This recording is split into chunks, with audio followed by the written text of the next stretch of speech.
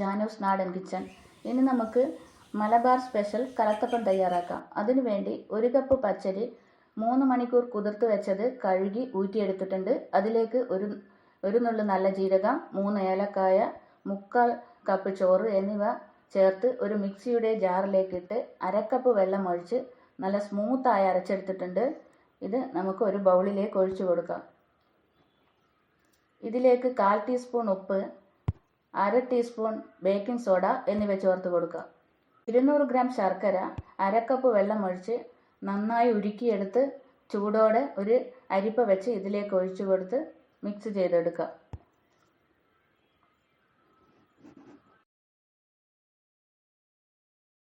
ഇനി ഒരു കുക്കർ അടുപ്പിൽ വെച്ച് കുറച്ച് വെളിച്ചെണ്ണ ഒഴിച്ചു കൊടുക്കുക. എണ്ണ ചൂടായിട്ടുണ്ട്. ഇനി നമുക്കിതിലേക്ക് കുറച്ച് തേങ്ങാക്കൊത്ത് ഇട്ട് കൊടുത്ത് നന്നായി വഴറ്റിയെടുക്കുക.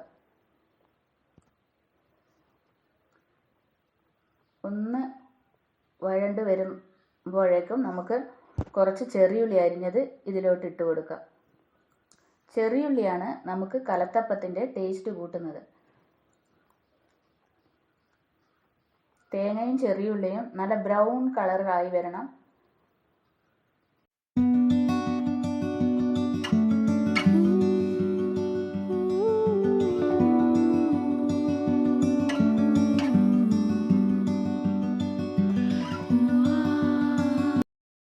ഈ ചൂടിൽ തന്നെ നമ്മൾ മിക്സ് ചെയ്തിരിക്കുന്ന ബാറ്റർ ഒഴിച്ചു കൊടുക്കണം.